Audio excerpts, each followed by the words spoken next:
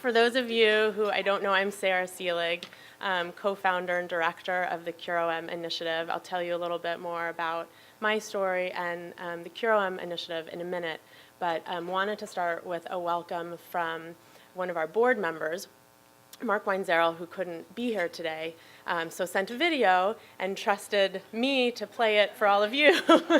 So I apologize for this. The joke that I was going to say is that most of you in the room have one eye anyway, and so if you had two eyes, the video would be upright, but I'm sorry, since you have monocular vision, it's sideways, so it's not my fault, really.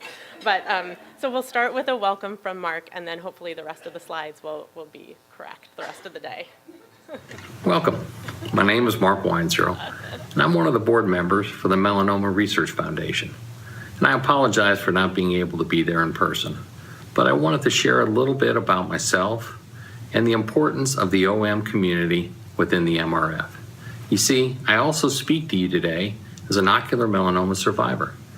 I was diagnosed with ocular melanoma back in 2007, and I am fortunate that as of today, there has been no evidence of spread of my cancer. I continue to be scanned on a regular basis and continue to stay aware of the latest developments in treatments and news. 6 years ago, I was approached by Sara Selig to be one of the founding members of the CureOM Advisory Committee. It was about this time that CureOM became an integral part of the Melanoma Research Foundation, and significant time and effort was put into making CureOM what it is today.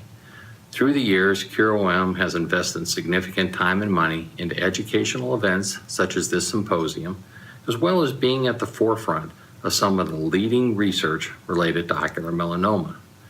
Last year, I was asked to join the MRF board as a director, where I have the opportunity to impart the experiences and issues that face the OM community directly to the wonderful group of directors at the MRF.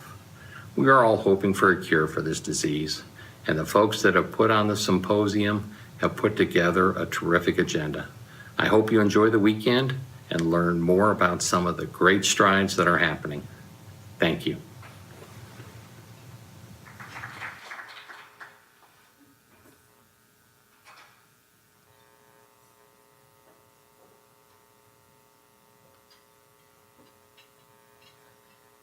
So Mark was really sad he couldn't be with us this year.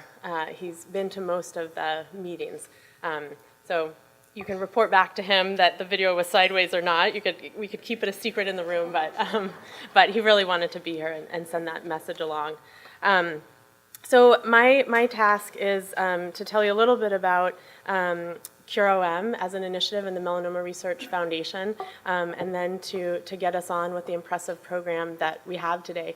Before I get into a little bit about the organization, I just wanted to acknowledge that for those of you who have been here before, you probably know this, and for those of you who haven't been to one of these meetings before, you may learn this.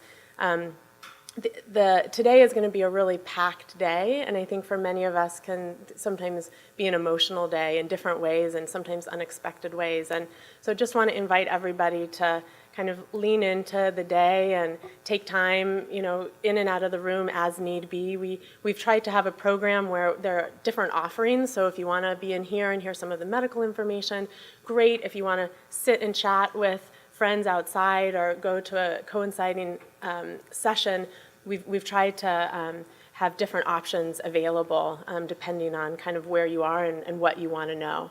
I also just want to mention that we have a great team of social workers here today. We partner with Thomas Jefferson and their social workers actually to offer a virtual support group year-round beyond the meeting, and we partner with them for these meetings to help offer psychosocial support formally in groups and also throughout the day. So I just want to maybe Greg, Allison, and Brittany, if you're in the room, I think at least Greg is, and Brittany, sorry. Hi, Brittany. Okay. So just want to thank you guys for all that you do, and also for folks just to know that you're here and you can seek them out at any point if that's helpful. And then there's going to be MRF staff here throughout the day. So two of us are here this morning. Lauren Johnston in the back, CureOM program manager. And I'm sure many of you have worked with Lauren in preparation for the meeting today. Lauren has been amazing, and she has done all the work behind the scenes to make this weekend happen. So thank you, Lauren, for everything. You can pull Lauren aside, pull myself aside, and then we'll introduce other MRF staff as they're here throughout the day. This is our 6th annual meeting, which is really exciting. And the first time, actually, that we're partnering this meeting with the MRF Advocacy Summit and Hill Day. We wanted to be in DC this year. Mary Antonucci, who you'll meet later, is the Director of Advocacy for the Melanoma Research Foundation and has developed just a really impressive advocacy initiative within the MRF. And we thought this was a great opportunity to have representation of the OM community in that space. And so I think a good number of you are actually staying through Sunday and Monday to be a part of those activities. So I think this is a great year to be able to pair with those meetings. And for those of you who can't stay, Mary will be here tonight and we'll speak a little bit more to that. So with that, maybe I'll just give a little bit of background about CureOM and then introduce our first speaker of the morning. So my connection to OM, I'm a physician based in Boston. Ocular melanoma is not my medical specialty, but it became so, I think like many of you, when my husband Greg was diagnosed with the disease. And this is always a hard part of this meeting, is standing up here without him. Because the first meeting, we were standing up here together. Greg was diagnosed in 2006 and diagnosed with metastatic disease a year later. And he fought for about 4.5 years before he died. And I hope what you'll see through the course of today is that what often feels like a hopeless situation and disease is not anymore. And there's so much hope and there's so much promise and so much has been accomplished in the 10+ years since Greg was diagnosed, thanks to many of you in this room. And so I hope that's the message that you take with you today. I think that's the message that Greg would want you to take with you. So I also wanted to put Juliana up here.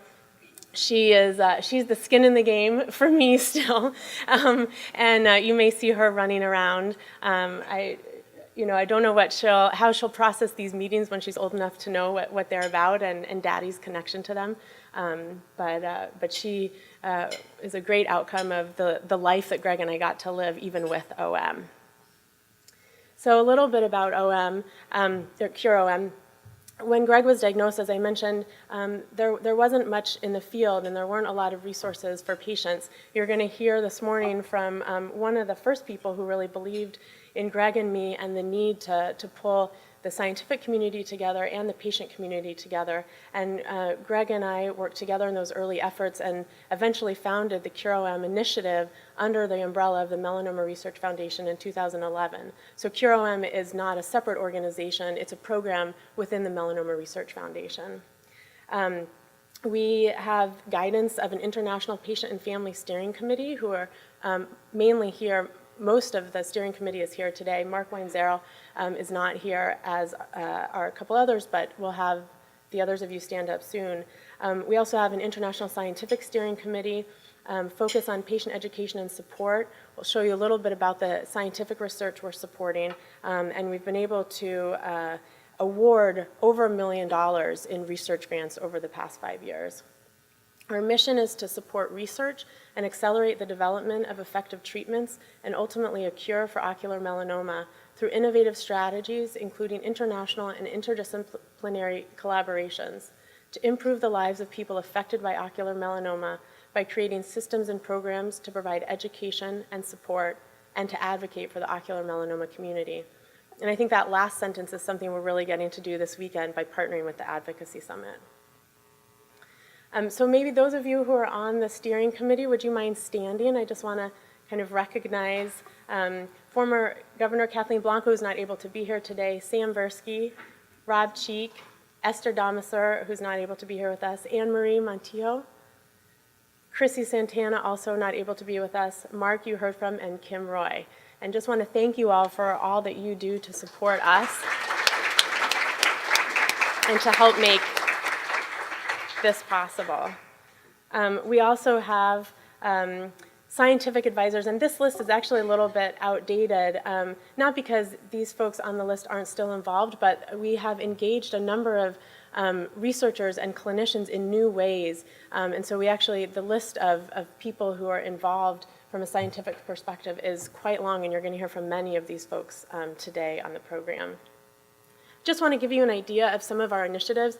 I don't want to spend a lot of time on this. This isn't what you came here today, but just to give you a sense of what we're doing, and please find any of us to learn more, email us after. But this is a sense of some of the educational programming, where we've had our patient meetings. We try and move them around the country to make them more accessible to people. It's an annual meeting. Next year in Denver, just FYI, you can start planning now, the spring 2018. We have a webinar series online. We have educational materials. We host meet and greets in local communities. We have a buddy program. We have a new partnership, as I mentioned, with Thomas Jefferson University, where we have support groups, virtual support groups led by oncology social workers around the year. We used to just have it at these meetings. Now we have it throughout the year. Support grassroots organizing and fundraising. And as some of you may have heard from Liz last night, I'll talk a little bit about this morning, but we also have a number of different ways that folks can get involved through gala programs, through walks, etc. And so just some photos of some of these activities. This is an example of an education and awareness campaign we launched this past year, which some of you may be aware of, the I Get Dilated campaign, which we launched in November and is ongoing. So keep your eyes out for that. These are some of the materials for the I Get Dilated campaign. And you saw, for those of you here last night, you heard about the Wings of Hope galas. If you have questions about that, and sorry, Liz, I didn't introduce you this morning. Liz Riley, do you mind standing up? Liz Riley is a development officer at the Melanoma Research Foundation, and also an ocular melanoma patient. For those of you who were here last night, you heard from her. So if you have questions about any of these activities, she's the one to ask, and we're very lucky to have her with us here today. Many of you have participated in the Miles from Melanoma program that supports the CureOM Unite campaign. You'll be hearing more about the Unite campaign later today, because you'll hear from a researcher who received an award supported by this, and you'll hear about our patient registry initiative, which has also been supported by the Unite campaign. And these are different cities that have been represented. Again, these are duplicates for those of you who were here last night. So briefly, research initiatives, we've given out a number of peer-reviewed research grants, and there are abstracts of those in your folder, so you can read about the research we're currently supporting. And you'll hear more about the patient registry initiative that we're supporting later today as well.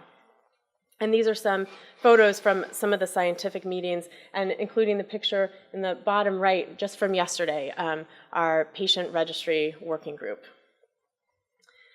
This is a picture of Dr. Applin in the audience, who you'll hear from later today, who is a recipient of the CureOM Unite Established Investigator Award. You'll hear more about his research later today. But just wanted to put some pictures up here for you to see that it's such a team effort, and that all of this work that you're seeing in these pictures is work that you directly supported with your efforts, walking those 5Ks and helping us do this. So this is such a team effort, and I just want to thank all of you for helping to make this possible, because as we started, there's just so much hope in the field right now, and we're doing this together. So just thought I'd throw up here some of the things that we're working on in this coming year, really to build on what we've done in this past year, and to keep working with you all to help support the community, both the patient community and the research community. So I want to conclude with another part of this talk that makes me emotional, which is an excerpt from Greg's talk that he gave at the first patient meeting in 2010. And I always think it's a meaningful way to conclude. I remember first being diagnosed 4 years ago, and I remember feeling terribly alone. And over the years after my initial diagnosis, I remember countless times when I felt alone. I would speak the words ocular melanoma to my friends and others, and was typically met with reactions like, "What's that?" or "I've never heard of that," or "You can get cancer in your eye," or sometimes worse, just silence. Possibly the same reactions I would have had if someone talked to me about ocular melanoma before I was diagnosed. Coming into this weekend, things do not seem so rare to me, so unknown or so foreign.